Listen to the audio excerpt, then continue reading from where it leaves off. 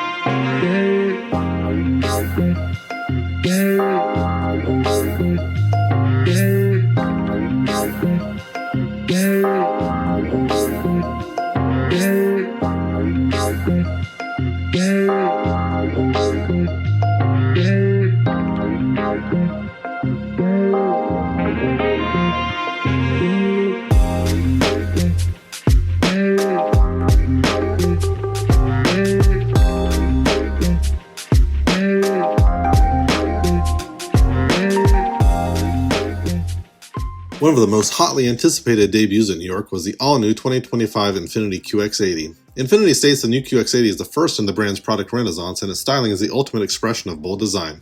I don't know about that, but the new rig looks great in and out and attracted the most attention of any debut here in New York. Under the hood, Infiniti ditched the V8 and replaced it with a twin-turbo V6, putting out 450 horses. Inside, the QX80 is full of tech with Infiniti's front wide view, which provides either an invisible hood or up to 170 degrees of vision for the driver on the twin 14.3-inch displays. The base pure trim starts at $82,000 with the top autograph trim over $110,000. Expect to see these hitting the road this summer. And now, making its global debut with a brand new name, the all-new Kia K4.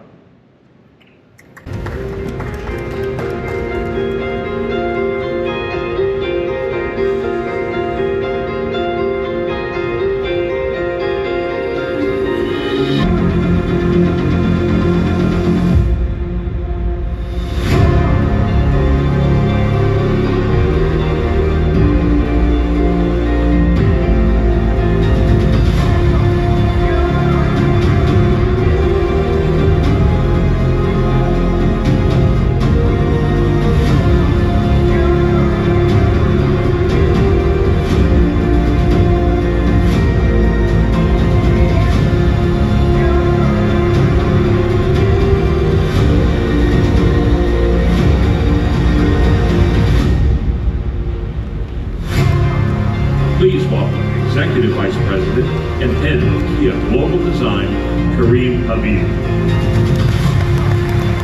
All right, Driver's Line crew, we are here with the 2025 Kia K4, formerly known as the Forte.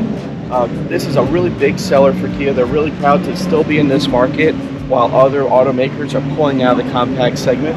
This particular year, we're getting two body styles available, all right? We got the 4-door sedan that we're seeing here in GT line spec. We're also coming out with a 5-door hatchback later on. Both will be available in a couple of different trims, starting off with a 2-liter naturally aspirated 4 with a CVT transmission. This GT line also comes with a 1.6-liter turbo, talking 190 horsepower with a 10-speed automatic and flappy paddles. It also comes with a fully independent multi-link rear suspension on that particular trim.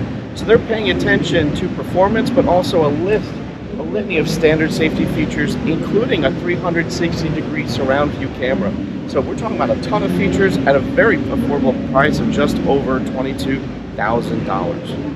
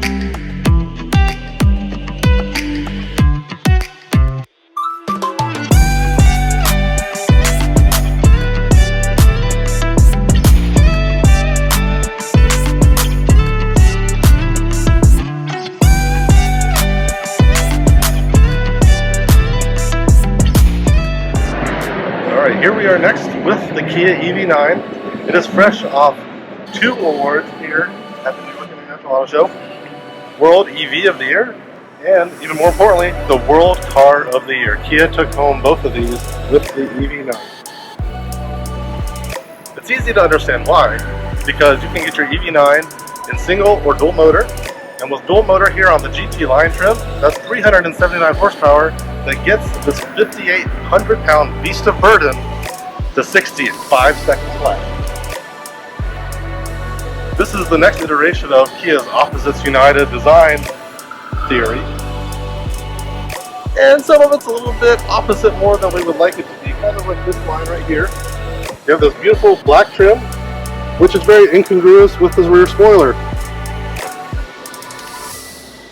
Might bother some of us, might bother others of us least, but within the inside of the EV9, they're awful dual screens, and they made an additional attempt at trying to use sustainable materials in construction of the car.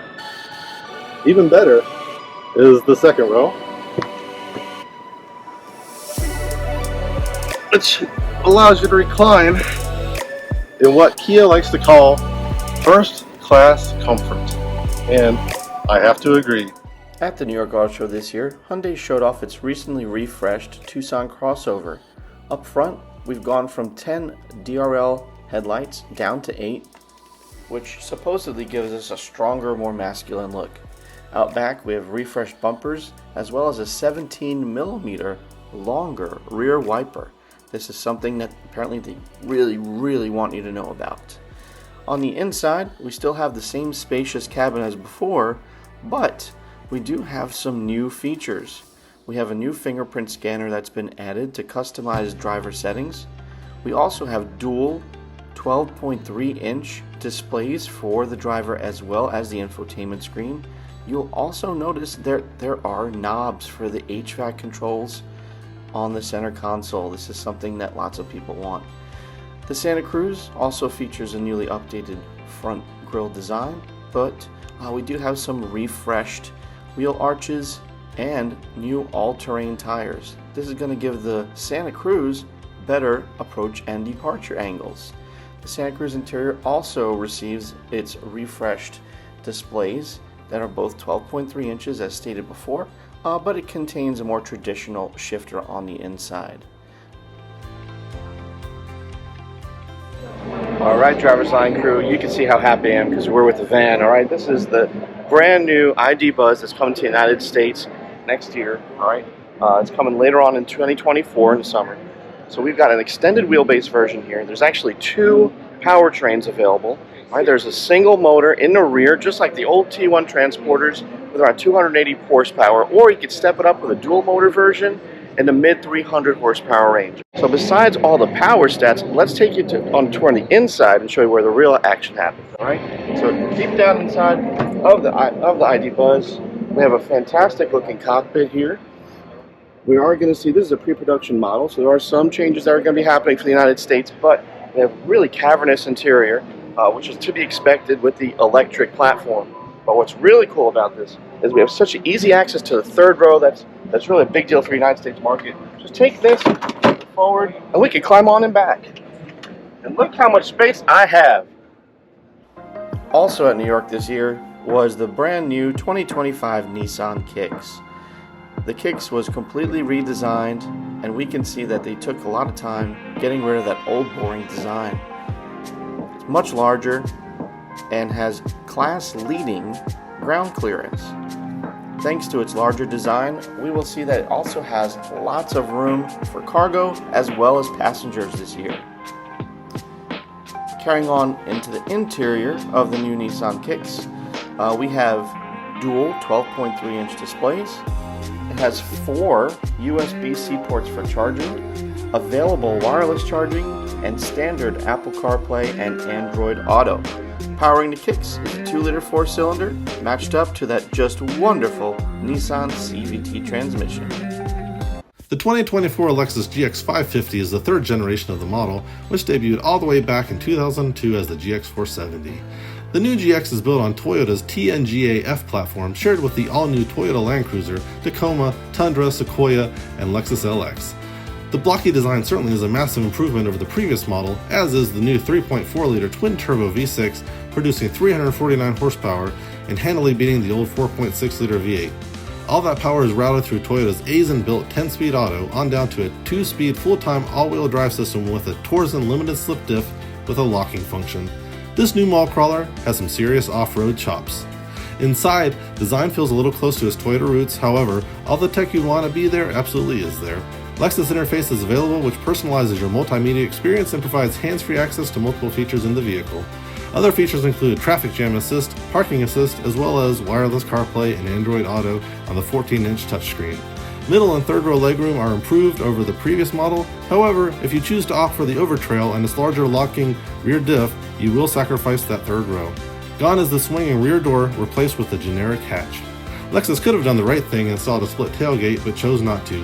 Base premium models start at $64,000 on up to the overtrail at $69,250, topping on with the Luxury Plus at over $81,000. Lexus expects to ship about 33,000 of these annually, and they're beginning to roll out to dealers now.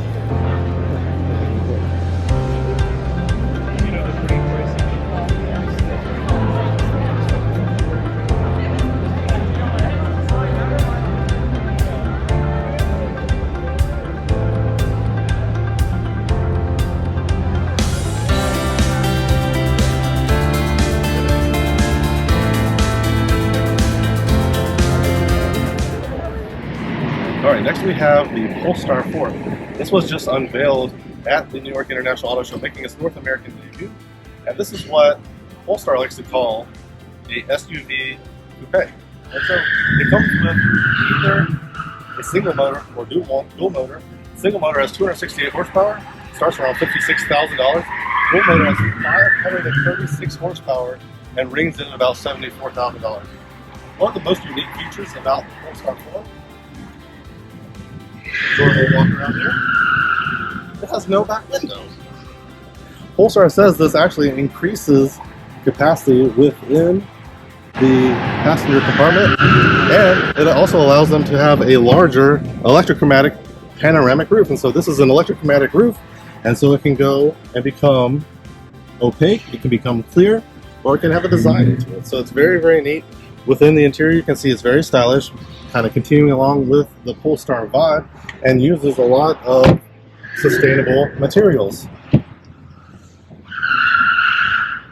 Orders are starting for the Polestar 4 around April for deliveries in 2024.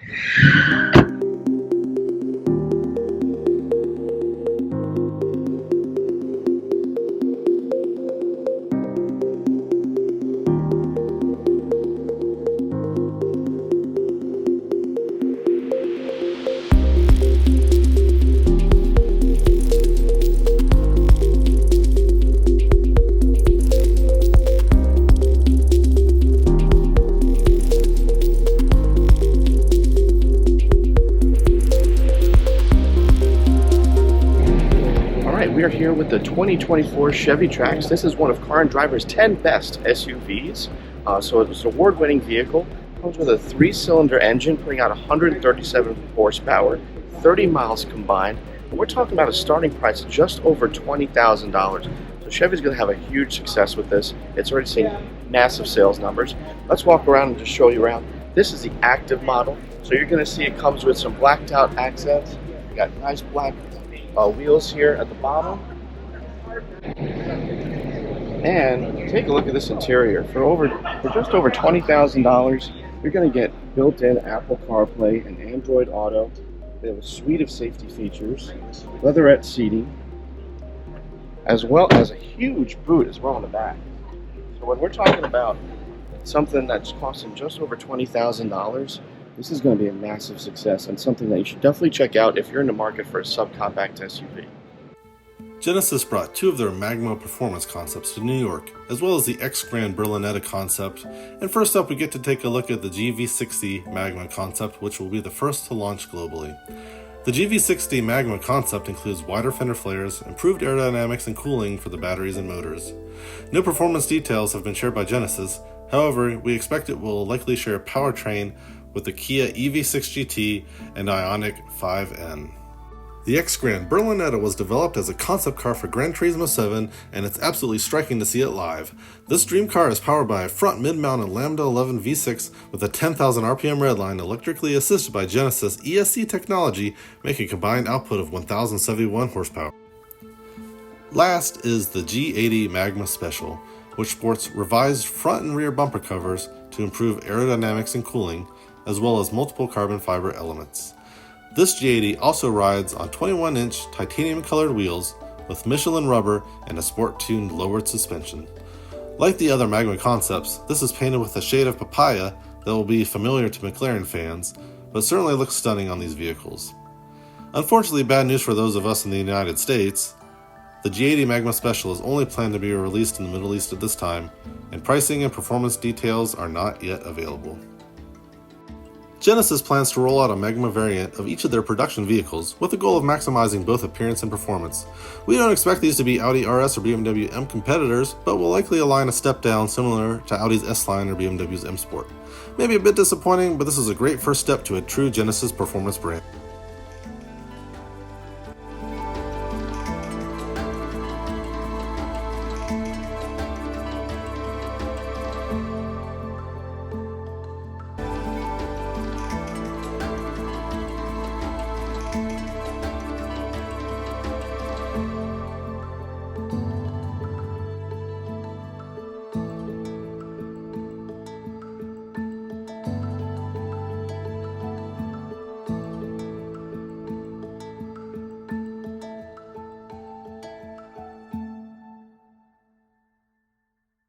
Bronco Raptor.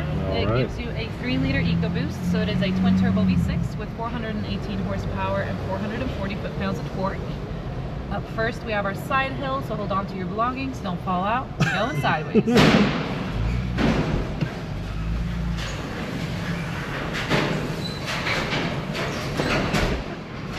The Raptor also gives you the Raptor Haas 4.0 suspension, so it's Fox shocks all around, basically a race-ready truck.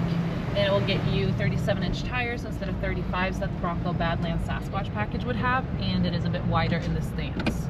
Up here, I'm going to go over to rock crawl mode, so all of your drive modes are on that knob right there. Just twist it over and it's going to do the rest for you. You can override the drives though with a push of a button. Same with all these, you just push the button. There is my rear differential lock, front differential lock, stay bar disconnect, and trail turn assist. And I'm going to use my wheel view camera here, and that is showing my front 2 tires right now since I'm in drive. It would focus on my rear tires in reverse. They're mounted on the edge of the mirrors. Love that the mirrors are body mounted instead of door mounted. It's awesome. And then we're going to feel the left rear tire pick up off the ground right here, and I'm going to use that stay bar disconnect to level it out, just like that. Wow. That is the first of its kind to be able to disconnect the front stabilizing bar at an angle like this and under load. All other vehicles, you have to be on a flat surface for it. So finally, you can just do it on the go, which is pretty neat. That was neat. We're also out here with the Bronco Off-Rodeo doing a little sweepstakes for a half-day off-roading with an instructor in either Texas, Nevada, New Hampshire, or Moab, Utah. Cool. So at the end of the ride, you can enter to win if you'd like.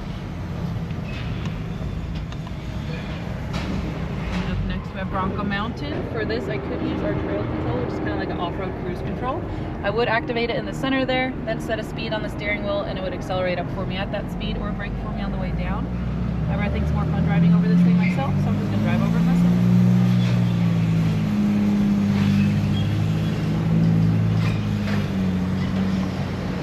And here I love having all these camera views, making sure it's clear at the bottom before I go down. See Savannah down there. I was like, oh, can't see her here. Can't see her here, but you can see her here. Exactly. We're just seeing what's next when you're out off-roading and stuff. It's pretty awesome. Alright, down we go as well.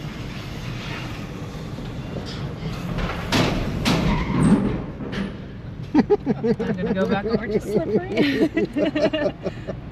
You like that one? Yeah. Yeah, that's fun. Yeah, it never gets old. That's my favorite part. All right, over here we have our little Bronco Buck and the washboard, so it's gonna get a little bumpy.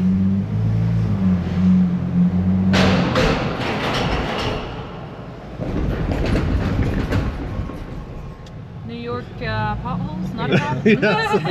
Not a problem. Thanks for joining us on The Driver's Line. If you enjoyed this content, please like and subscribe to make sure you don't miss a thing.